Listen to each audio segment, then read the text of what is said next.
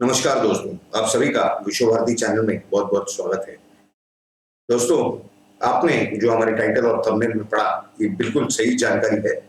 Facebook के CEO mark Zuckerberg, उनके खिलाफ एक एफआईआर दर्ज किया गया। सिर्फ उनके ही खिलाफ नहीं, उस एफआईआर में मार्क जुकरबर्ग और उनके साथ में और 49 लोग यानी 49 लोगों का नाम उस एफआईआर में होने की संभावना बताई जा रही है।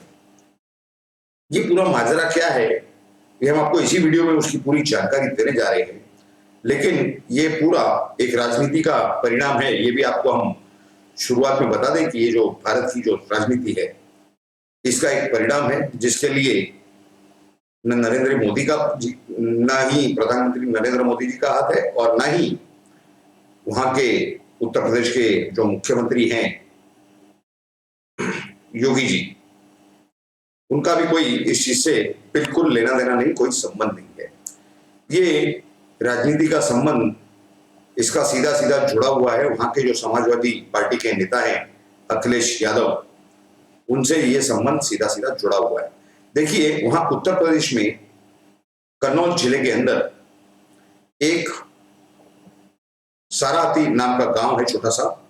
उस गांव में यही अखिलेश यादव, इनके एक कार्यकर्ता रहते हैं जिनका नाम कुछ अमित कुमार बताया जा रहा है। इन्होंने एक पत्र लिखा था वहां के डिस्ट्रिक्ट सुपरिटेंडेंट ऑफ पुलिस को, यानी वहां के जो पुलिस के जो जिले के सुपरिटेंडेंट हैं, जिला अधीक्षक, उन्हें पत्र लिखा गया था। और उन्होंने क्या शिकायत की थी उस पत्र में, ये मई 25 तारीख 2021 की जानकारी हम आपको दे रहे हैं, जब इसकी प्रक्रिया शुरू हुई थी। अगर आपको याद होगा, 2019 के जो चुनाव हुए थे उसमें भारतीय जनता पार्टी को खत्म करने के लिए, उत्तर प्रदेश में हराने के लिए, वहां की जो बहुजन समाजवादी पार्टी की मायावती और समाजवादी पार्टी के नेता अखिलेश यादव, ये दोनों पार्टियां और दोनों नेता एक साथ आए थे।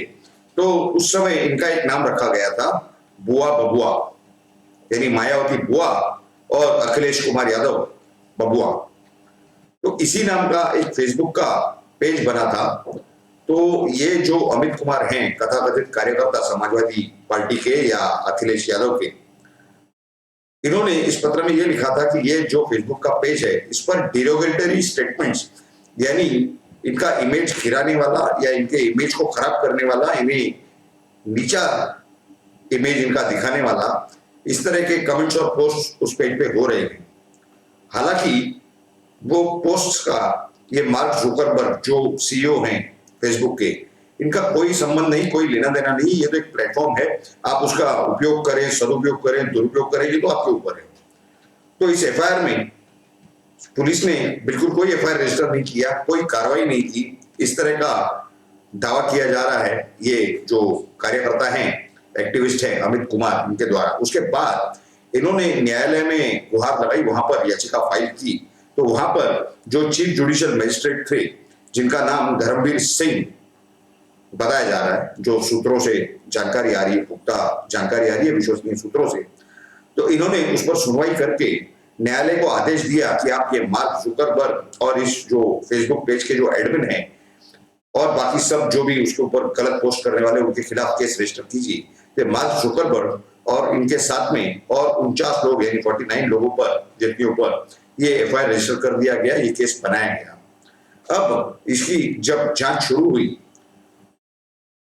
तो उसमें जैसे फेसबुक पेज के कौन एडमिन है, क्या है, किसने क्या पोस्ट किए हैं, ये जांच के समय जब ये ध्यान में बात आई कि मार्क जुकरबर्ग का कोई ये चीज से, मामले से लेना देना नहीं, ये तो सिर्फ एक प्लेटफॉर्म है, उन्होंने कोई पोस्ट नहीं किया है, इसके लिए उनका नाम इस केस से, इस एफआईआर से कम कर दिया गया है। यानी उनके खिलाफ जो रिपोर्ट जानी चाहिए थी, अगर जांच में उनके खिलाफ अगर कुछ मिलता तो वो रिपोर्ट नहीं गई, उन्हें क्लीन चिट दे दी गई है। इस तरह की भी पुख्ता सूत्रों से हमें जानकारी प्राप्त हो रही है। लेकिन भारत की राजनीति ये किस तरीके की राजनीति है, ये आप इस मामले से, इस केस से या इस वाकये से समझ पा रहे हैं कि उत्तर प्रदेश में जो चुनाव आने वाले हैं उसमें किस तरह की गर्मा गर्मी होगी, किस तरह का मुकाबला होगा।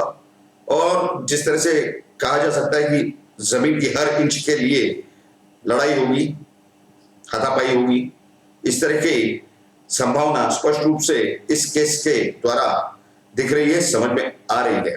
खैर, कुछ इसी तरह के हालात महाराष्ट्र में, मुंबई में भी हैं, महाराष्ट्र में भी है, क्योंकि वहां पर 15 बड़े-बड़े नगर और महानगर निगमों के चुनाव होने जा रहे हैं। तो आने वाले समय में ये पूरी राजनीति किस तरह का रूप लेती है और आगे क्या होता है, इस पर भी हम नजर बनाए हुए हैं और आपको हर प्रकार की सही जानकारी आप तक, यानी हमारे दर्शकों तक पहुंचाना हमारा पूरा कर्तव्य है। ये हम जरूर पूरा करते रहेंगे, बिना किसी डर से। हमारे संवैधानिक अधिकार को, फ्रीडम ऑफ एक्सप्रेशन को और सही बात सामने रखने के अधिकार को वापरते हुए और उन्हीं सब कानूनी और संवैधानिक प्रावधानों के तहत। तो ये आपने हमको बताया, हमने आपको बताया कि किस तरह से ये जानकारी हमें प्राप्त हुई विश्वसनीय सूत्रों से और किस तरह से मार्क जुकरबर्ग, जिसका कोई लेना देना नहीं था, उनके खिलाफ एक एफआईआर दर्ज हुआ। वो बात अलग है कि उनके खिलाफ जो एफआईआर दर्ज हुआ उसमें से बाद में उसका नाम उनका हटाया गया, कम कर दिया गया। तो ये पूरी सही जानकारी हमने आपके सामने रख दी है। आपको ये जानकारी कैसी लगी, इस विषय में आप जरूर नीचे कमेंट बॉक्स में कमेंट करके हमें बताइए और प्रोत्साहन देने का प्रयत्न कीजिए अगर आपको ये जानकारी सही लगी, अच्छी लगी हो। और इस वीडियो को आप जरूर लाइक कीजिए और सभी के साथ शेयर कीजिए। इसके सिवा अगर आप हमारे चैनल पर नए हैं और अब तक आपने हमारे चैनल को सब्सक्राइब नहीं किया है तो इसे जल्द से जल्द सब्सक्राइब कीजिए और सब्सक्राइब बटन के बाजू में जो बेल आइकन का स्विच है उस पर भी क्लिक करके ऑल नोटिफिकेशन, यानी सभी नोटिफिकेशन ऑन कर दीजिए, ताकि आपको हमारे हर वीडियो की और हर एपिसोड की नोटिफिकेशन प्राप्त हो सबसे पहले। और सबसे पहले आप वीडियो देख करके, हमारा वीडियो देख करके सही जानकारी तुरंत प्राप्त कर सके। आप सभी लोगों ने इस वीडियो को पूरा अंत तक देखा, इसके लिए आप सभी का बहुत बहुत धन्यवाद। भारत माता की जय। जय हिंद।